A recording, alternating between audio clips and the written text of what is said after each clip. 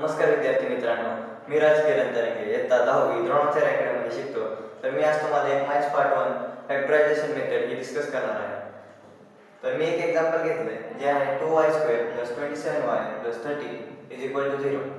मग नियमानुसार first term आणि लास्ट टर्मचे मल्टिप्लिकेशन करून घ्यायचे, ते आहे 26 आणि मिडल टर्म जसं आहे तसं लिहून घ्यायचं. दोन्ही नंबर्सला साइन पॉझिटिव्ह असल्यामुळे आपण जे फॅक्टर्स घेणार आहेत ते पण पॉझिटिव्ह असणार.